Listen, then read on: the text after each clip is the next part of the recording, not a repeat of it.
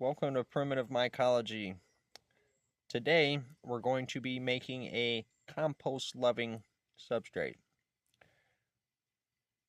You can grow things such as agaricus, which are button mushrooms. Woodbluets really like this, as well as wine caps I've found to do really well in this.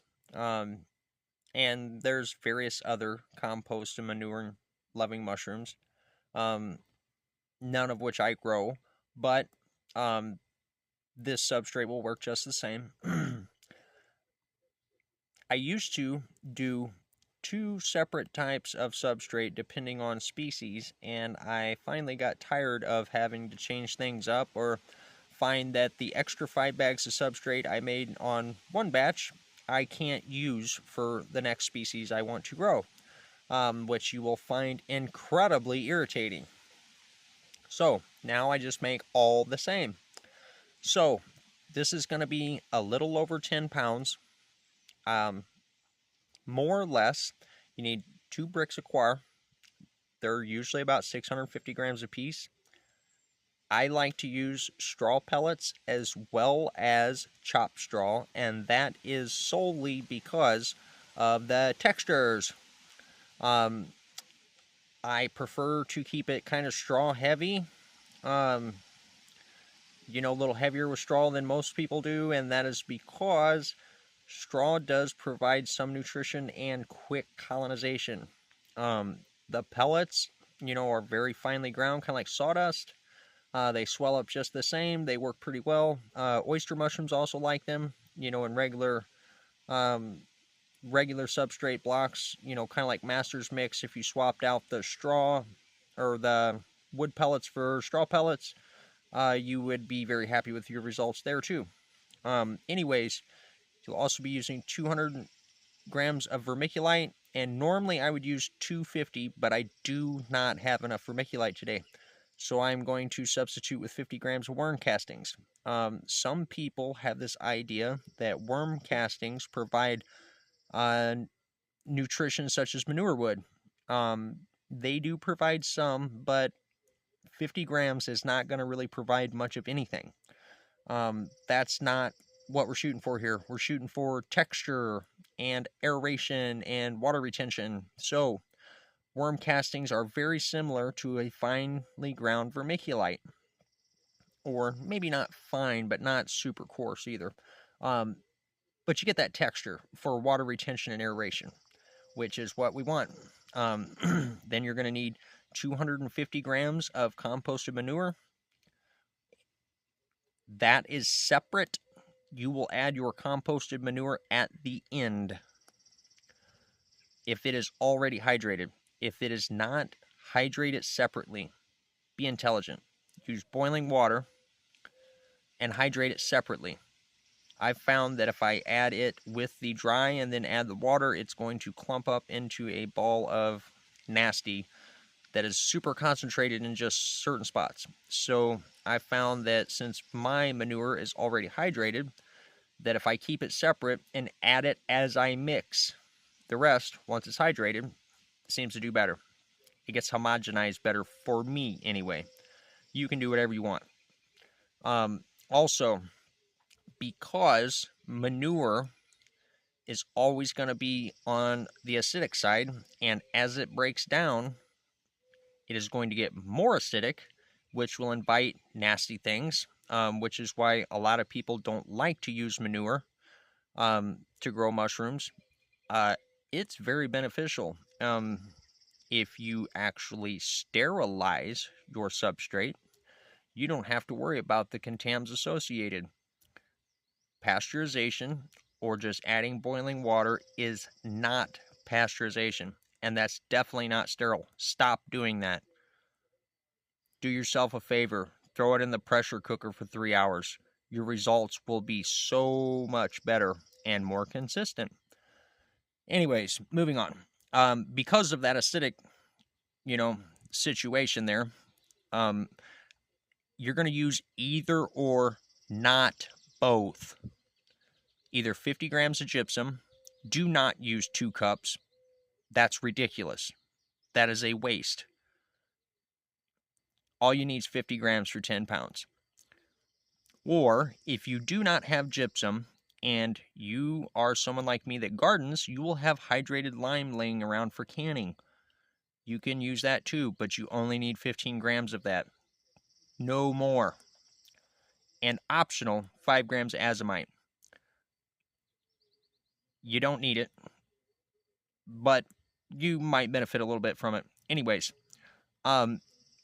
those you will add to your water as you boil it. Do not add those dry. I repeat, do not add those dry. Add it to your boiling water. Boil with it and dissolve them. Also, you will need a 1 gallon pot that you will fill 3/4 with chopped straw, finely chopped, about 2 to 3 inches in length. 4 inches is okay, but I find that about 3 inches works best for me. Top it off with water and boil 30 minutes, and then you'll drain. I use a 5-gallon bucket and a colander to drain my straw. A 1 gallon pot, that's not going to be that much straw, but we're using 300 grams of straw pellets. Straw is a beauty. Certain types of fungi will not grow without straw, or they will not grow well anyway.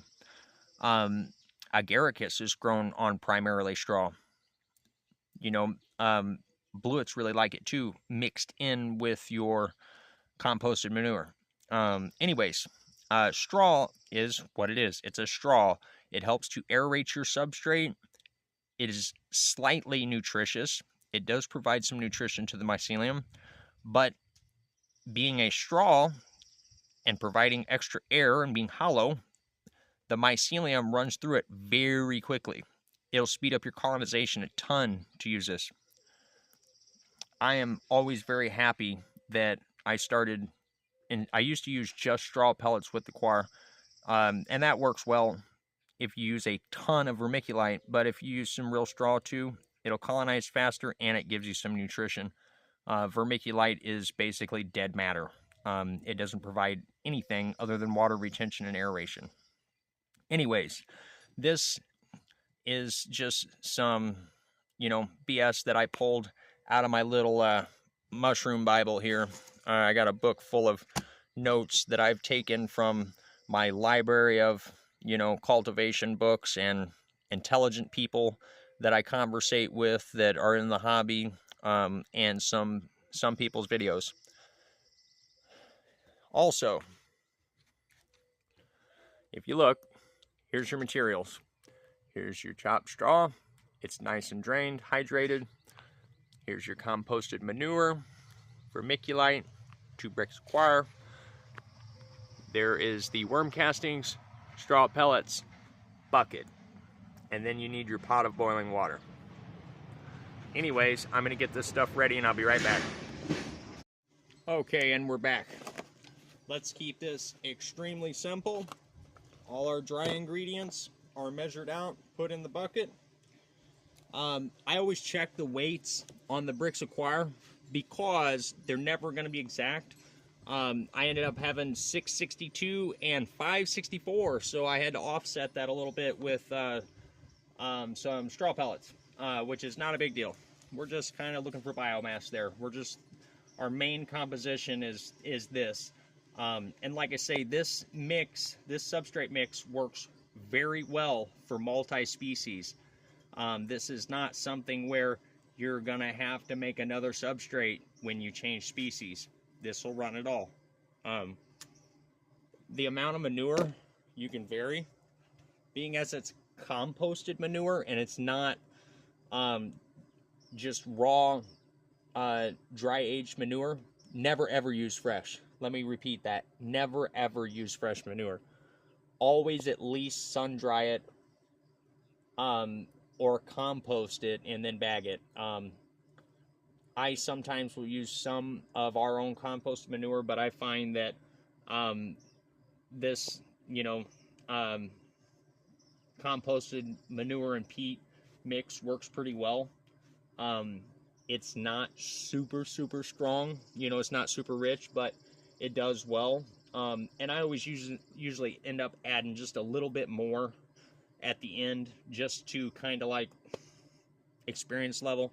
You could change that 250 grams to 400 if you want, but 250 grams is roughly going to be about 10%. Oh, no, that's not correct. Sorry. 250 grams from 4,625. Well, 10% would be 462. But I'm sorry, that's wrong again. Listen to me. I can't get it together, and I'm definitely not going to edit this. I'll just correct myself. The 185 grams would technically be 10% of your dry materials, but because I have that straw, I bump it up to 250, and this is actually 350 here. It's not going to hurt anything. If it was straight dry age manure, I would never ever go over 10% dry weight, but because it's composted with peat, it could very surely go up to 500 grams if you wanted. Sorry there, I'm outside and my dog ran through the middle of everything. At this point, animals are okay. Once this is sterilized and we start doing some actual lab work with it, animals are MCUs, mobile contamination units. I first seen that in Paul Stamets' book, Growing Gourmet and Medicinal Mushrooms. Very good book. You guys should check it out. Many of his books are good. Radical Mycology is also another good one. I could actually post an entire reading list. I am basically entirely self-taught my first 5 years of mushroom cultivation. I was never a part of any group. I'm still not a part of any group. I find that groups can be helpful and they give you a community, but oftentimes, if you're spending your time in a group talking, you're not actually doing a single thing. And you can argue until you're blue in the face whether something works or not, or you can go do it. And I'm a doer. I like to just get things done. I don't see any need to talk about it. Now, to contemplate or to ask a question to then proceed with is an entirely different topic. That's very beneficial. Just something I never had.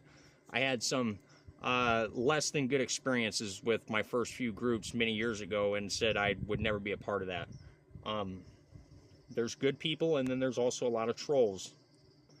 And I've come to find out that staying out of the groups for my first 5 years, I've actually far surpassed many people that have been doing this double the amount of time I have. Getting ready to break ground and open the Neanderthal Mushroom Co. Very soon here. I think within the month, the building will be finished to the point that I can operate efficiently in the lab and use the grow rooms. We'll be making extracts, hot water and alcohol. Also, we will be doing alcohol extracts and reclaiming the alcohol so they're actually alcohol free, as well as making capsules, candies, all kinds of stuff, using lion's mane, reishi, turkey tail, shiitake, and maitake. There'll probably be some blends and then everything separate. Probably also be doing a roasted lion's mane coffee as well, I think. That'll probably take a little while to get dialed in, but we're going to do it. Also, we'll be selling liquid cultures, spore swabs, spore prints, sterile grain, sterile substrate, and probably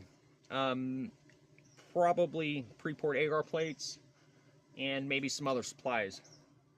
Kind of looking to take a big jump into the mycology business community. I have spent several years preparing for this, and most people grow a few bags of mushrooms and then think they're going to fill their whole garage, and a year later they close their business and lose a ton of money because they don't know what they're doing. And that's nothing against anyone. It happens. You know, people get excited about stuff and run into things. Well, sometimes that's a really good thing. Enthusiasm is great, but being prepared, having a proper building, a proper preconditioning room and lab setup, and experience working your own cultures.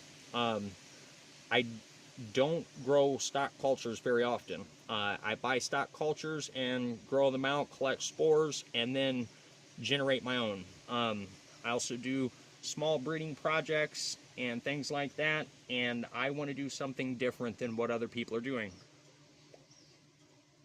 I think that's what we need in the mycology community. There's way too much gatekeeping, and there's way too much complete control by some of the larger businesses, and I look to hope to eliminate that by teaching everyone how to grow mushrooms and how to work from spore and how to breed their own cultures, you know, their own cultigens, and how to grow them in a variety of environments. So anyways, let's get to it.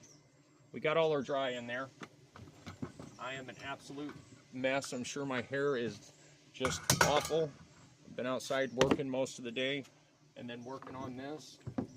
We're gonna give this a stir because it's got those dry ingredients dissolved in it. We're just gonna dump it in.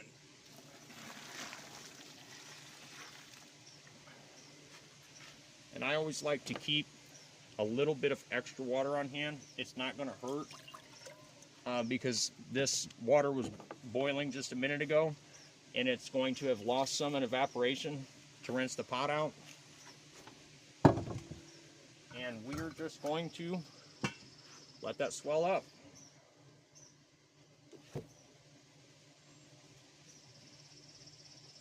In the meantime, I think here probably next week,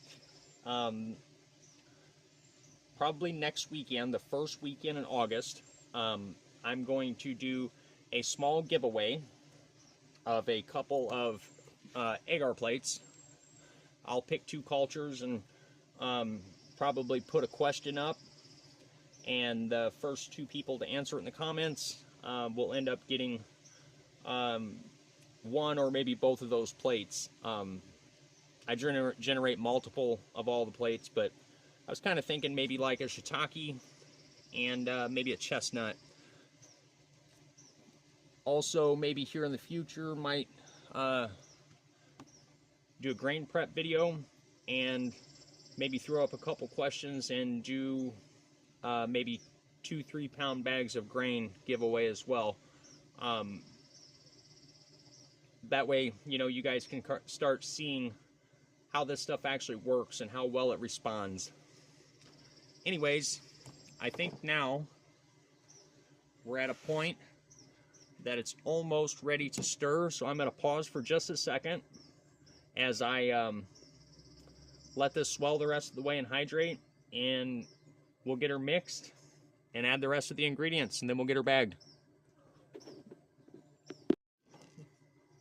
Okay, so we're back from our little break here, and we're going to go ahead and we're going to get this broke up. We may have to add a bit more water. Sometimes with coir and everything else, it can be a little variable on the water content, especially with the straw pellets and everything. But that's okay, because we're going to have to bring it to field capacity anyway. That's, you know, just a starting point. And you can see as I stir it, it's starting to break down a little more. If you had just one brick in here, it would break down super easy. Looks like we're going to have to kind of break it up and give it a little more time to hydrate the rest of the way. And like I said, you do lose quite a bit in evaporation, especially when the water comes out of the pot. Also, another thing is coir hydrates entirely differently than sawdust. Entirely different. What may be 60% by weight isn't, you know, always going to do it. You know, coir ends up being really light and fluffy at the end.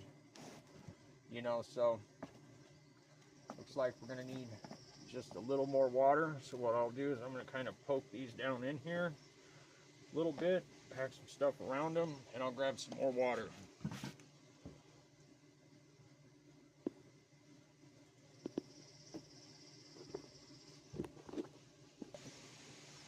Okay, so this is hot water out of the tap that I microwave for a little bit. We're going to try adding about 50 milliliters at first, and we'll see what it does. That was more like 100, maybe 150, but that's all right. Go ahead and keep working this a little bit. As it breaks up, it'll become easier and easier to hydrate the rest of the chunks. This is just the nature of coir. I used to take a hammer and bust up the bricks, but that doesn't, you know, that takes a little while and it's a pain, and I doubt anybody else is going to want to do that. But you see, you know, just a little bit more water, hot water out of the microwave. I wouldn't use cold water on this, it'd take forever. Yeah, see, I'm watching it expand now. It's looking pretty good. Oh yeah, beautiful, beautiful. So now, go ahead. It's looking pretty good. See, we got another chunk. Go ahead and break it up, get it mixed through, and it'll absorb water from everything else. This is just the nature of the beast. Like I say, coir hydrates a lot different than sawdust, but that 60% by weight is, you know, a good way, a good start. You know, with anything, sawdust, you can really get dialed into like exact science, but when you're using different types of media, you know, in your substrate, it, you know, gets a little harder to navigate that. But that's all right. We'll get her mixed up here. And we're just about at field capacity, real close. It's going to need just a little more water, but we need to get it mixed from this wetter stuff from the bottom up to the top here. It's still super, super hot. Another chunk there. Get that broke up.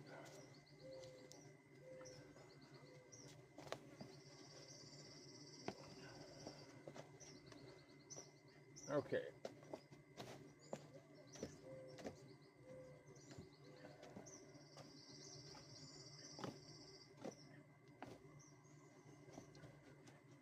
All right, while those last bits swell up, I'm going to pause and clean up some of this.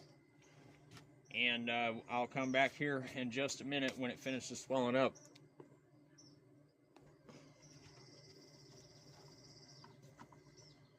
Beautiful. Okay, I'm going to go ahead and set this straw to the side. And something that I like to do, I'm going to dump off this, the runoff from the straw. Something I like to do is, because I'm making a full batch, I like to transfer just a little bit out of the bucket just for a minute so I can add the straw and it'll mix easier, homogenize a little better, and then I'll add it back. You know, I'll add the straw and the manure together here. I usually kind of take, oh, little garbage that was in the corner. I usually kind of take like about half of it out, something like that, or maybe not quite half. And then I'm gonna I throw in about half the straw, pull it apart because it will mat up from being wet. And I start kind of mixing it. This also gives you a chance to find any clumps and break them up. I don't know if the camera can even see that. I probably screwed that up. Funny guy, huh? You guys get the gist though. I'm definitely not a perfect video guy. Don't want to be. That's just, you know, what it is. Now I'm going to throw a little bit more straw and about half of the composted manure. Hey, look at that. There was a red worm in the manure.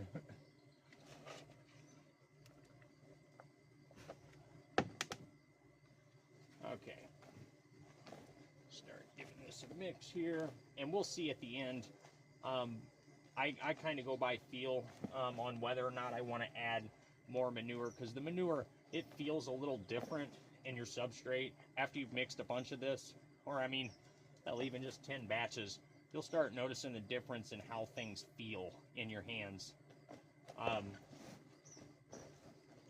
don't know, it's kind of like anything else you do very often. You know, you're gonna start noticing the little differences. You're gonna get better at it. You know, that's just what it is. That's how it goes. Okay, that's basically good. Go ahead and throw this in the other bucket. Kind of break up the manure as we drop it in. And part of the reason that even when I'm growing stuff that doesn't need the straw is nice because it tends to have a little bit of nutrition, not much, not very much, but it does add a little bit of nutrition, so you don't need quite as much manure. And that's also a benefit of running out of vermiculite is using the little bit of worm castings. They don't really make much of a difference. Some people swear by them. They're really good in the garden, but for growing mushrooms, it's mainly the texture and the way that it helps to kind of aerate your substrate. You know, kind of gives it a porosity, kind of like your vermiculite. It's just a little finer. And worm castings, for me, that bag that I have, I've actually refilled several times. I get them for free down the road from me a lot. Not all the time, but quite often. Let's give it a feel. Okay. I'm going to say our field capacity is perfect. Just a couple drops of water coming out. We're going to add just a little bit more manure. You know, something like a half a handful to each. And this will all get mixed back together at the end here. Again, we'll give this a good mix.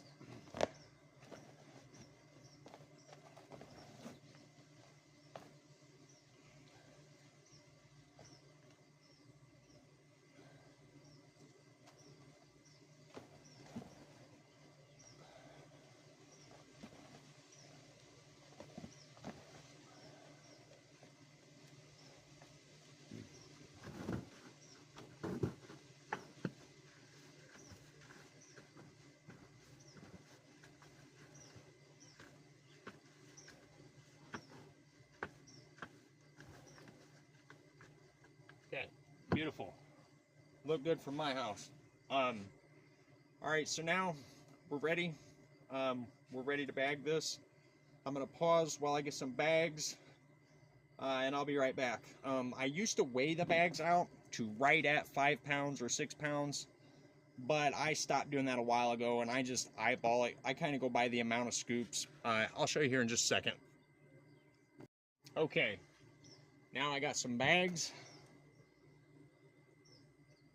Let's go ahead and put all this together here.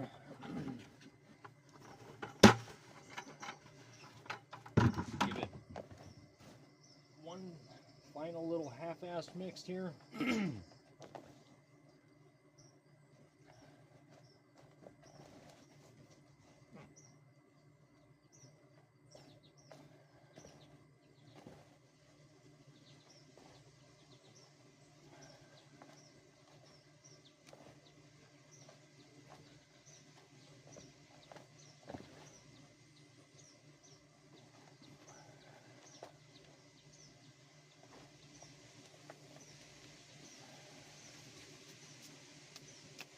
Okay, there's that.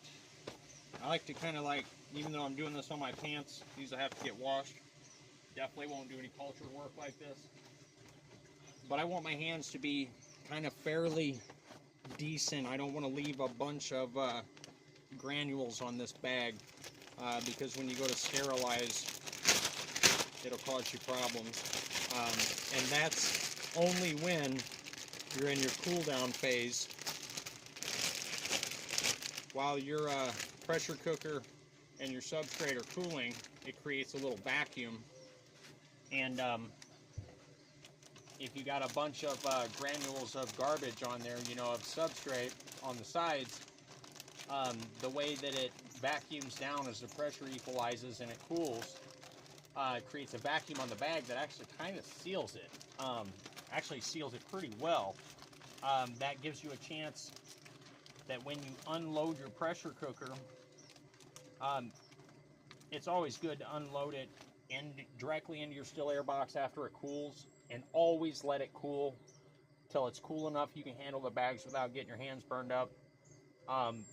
Because you got to think about convection and the equalization of pressures. If that bag is still really hot and you pull it out, wherever it's at, whatever environment, it's going to suck in air as it cools. So if it's not directly in front of a flow hood, it's going to suck in a bunch of disgusting normal air and probably contaminate later. Then you're basically at the point of like when people just use boiling water and then throw colonized grain in it. You know, for substrate, that doesn't make much sense. I like to work from sterile things that are going to produce well. Anyways, you see, I kind of push my corners down. Let's turn this over where you guys can see it. There we go. Now we're cooking with Crisco.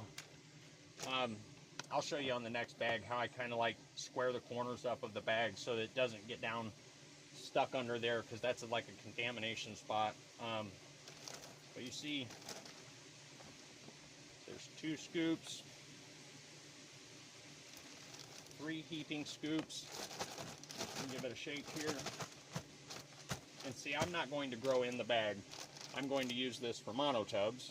I could grow in the bag. I have done that before.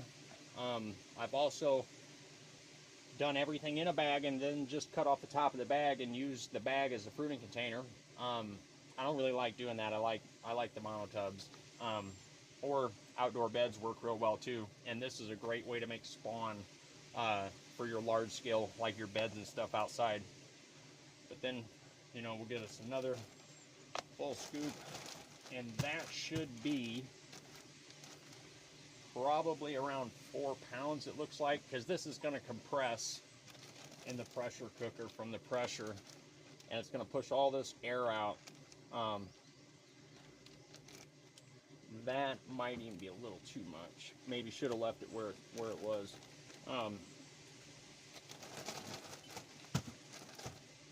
Yeah, that looks pretty good. And I'll just continue this. I'll fill up the rest of the bags, and then I'll show you how I fold them.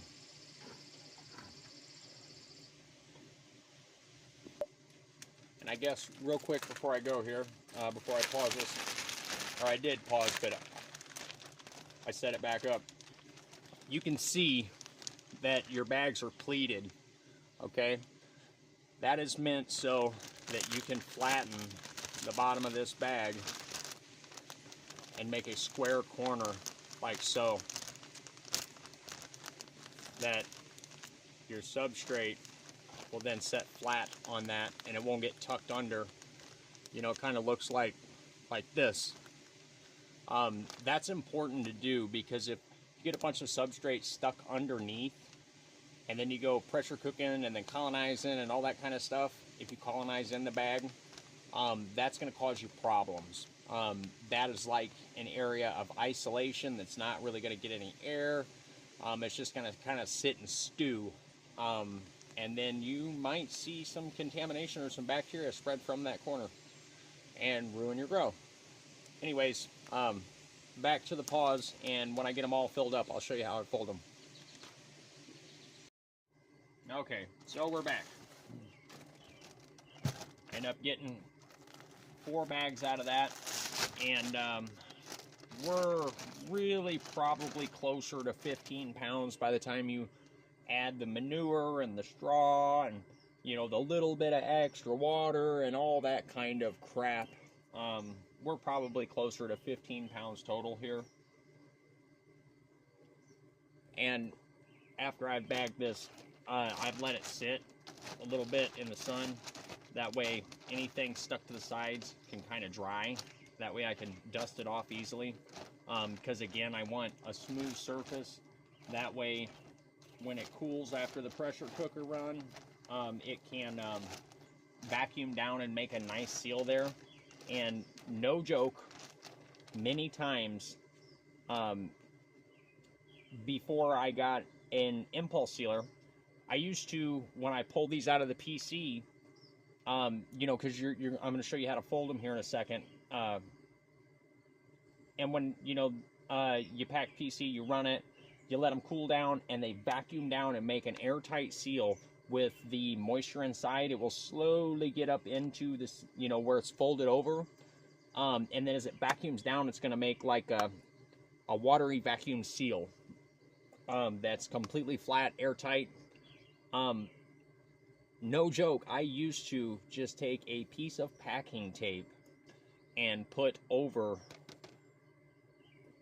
the bag where it's vacuumed down and folded underneath. Here, I'll show you how.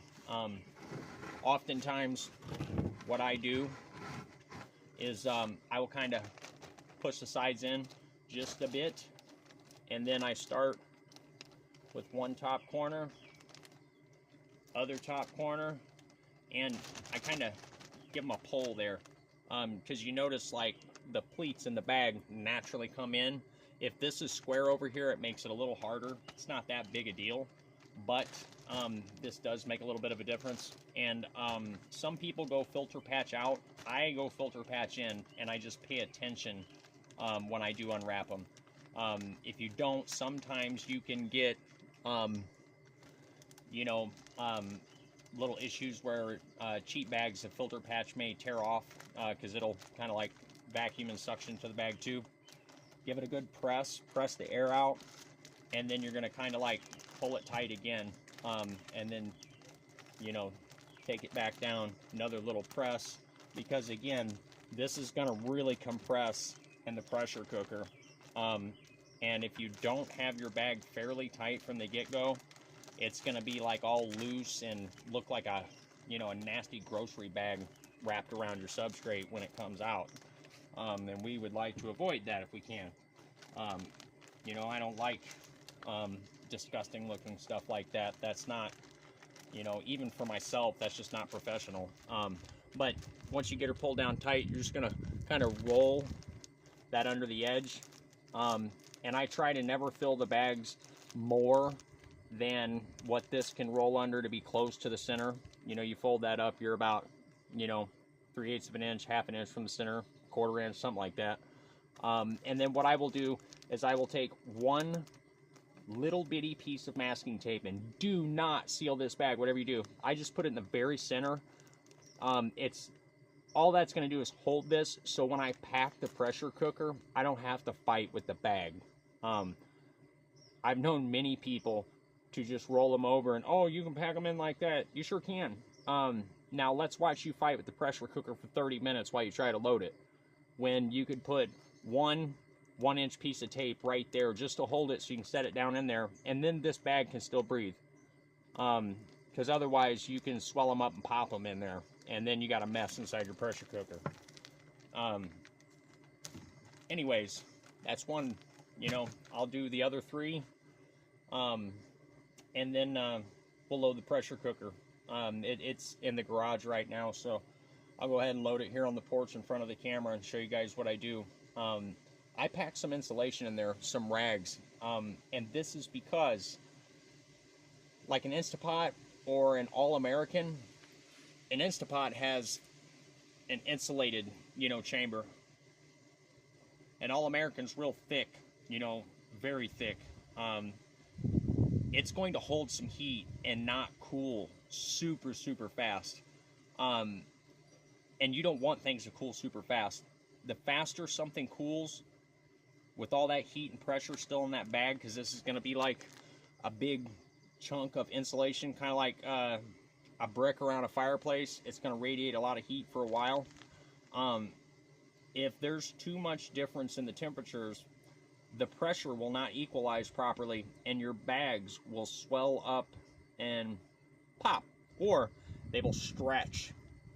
If they are still super hot and the outside of your pressure cooker cools really fast, your bags will stretch. I've seen it tear holes in them.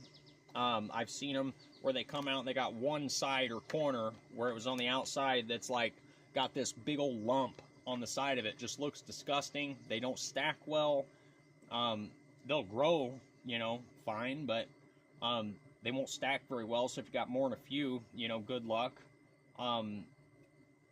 As well as, you know, it's a big potential for a torn bag, or one of your seams down in the pleat splitting, or something like that, and you not know, and then you waste grain, the liquid culture you use to make it, or the agar you use to make it, the substrate, the time, the space, and maybe you contaminate something else you got when that hole in that bag contaminates. So let's not do that.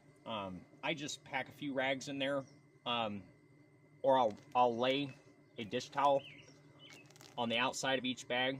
I used to have a big towel that I would lay down in the pressure cooker and let come up and over the sides, pack all my bags in there, and then flip the towel over on top of it, put my top trivet on, cook.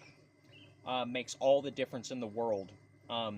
Also, I found that if you've made much agar, you know that basically you're limited to like half your bottle, or you risk boil over.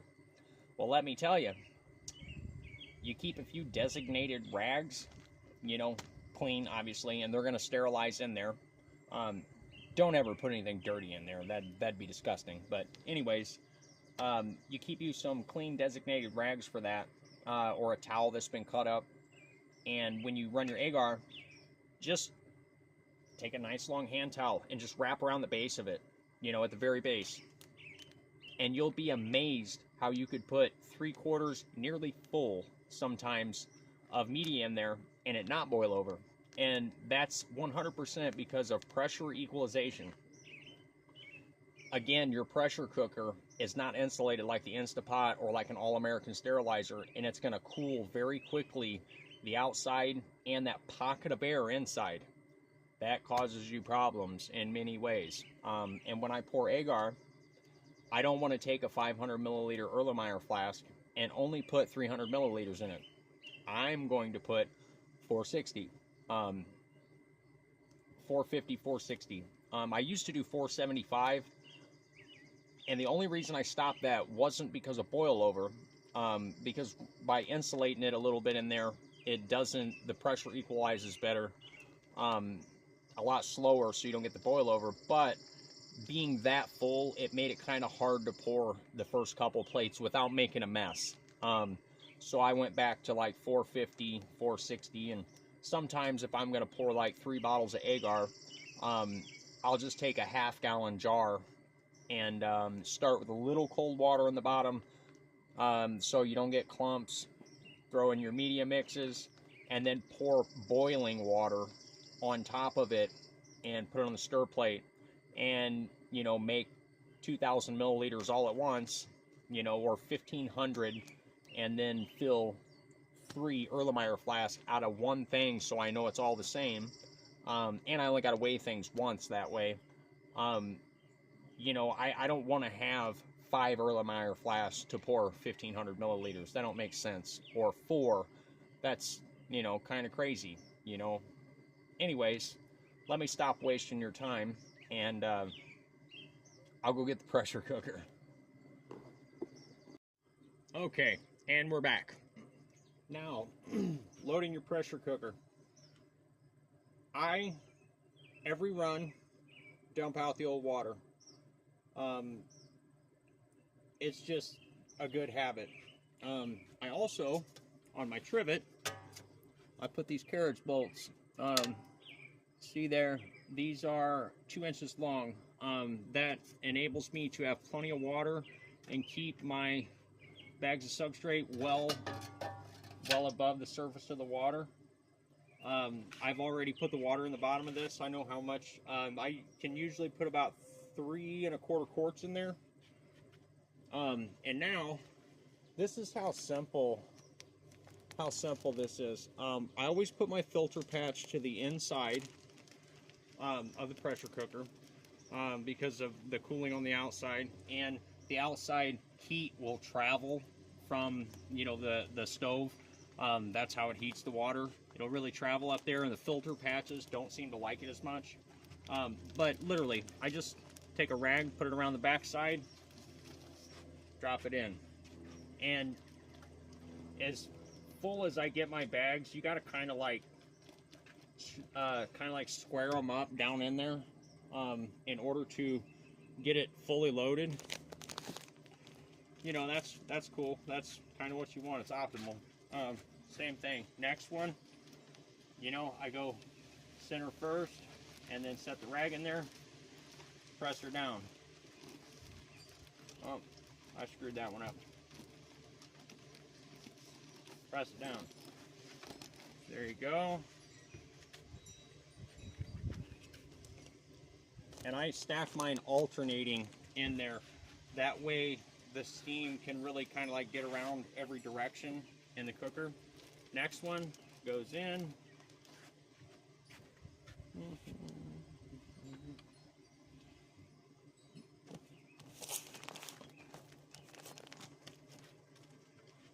Last one goes in, and these will have to be kind of like pushed down a little bit. I press a little more of the air out of them there, and then I will normally take another rag or two and kind of poke them in the sides right here, and this will stop your bags from deforming right here. That simple. You don't have to do this. Many people don't. There's people that think I'm stupid for doing this. But you know what? I don't ever have a bag pop in the pressure cooker. And I never have stretched out bags when they come out. Because this gets that plastic off of this outside that's going to be very hot from that flame. The whole way through. This is going to be hotter. The steel is usually hotter than all the rest of it. As well as this is going to cool the fastest and first, thereby touching that plastic, doing that, causing you lots of problems. That took seconds, where I've seen people fight with trying to keep the bags tucked and all this other ignorance for 15 minutes. Anyways, your other trivet goes on top, your lid goes on. I always start on low heat for about the first 5 minutes, and then I turn it up to high. Get a steady stream coming out, and once you do, and you've got a good steady stream blowing out, I go 5 minutes per cycle instead of 10, and I've never had any trouble. And then 15 psi for 3.5 hours. Sterile substrate will change your life. If all you've been doing is boiling water and pouring it on and hydrating, or doing cooler tech, those things do work. But let me tell you, you start actually sterilizing your substrate, truly sterile, and you'll never go back. The little bit of time it takes and the little extra work is by far worth it. Anyways, primitive mycology, I'm out.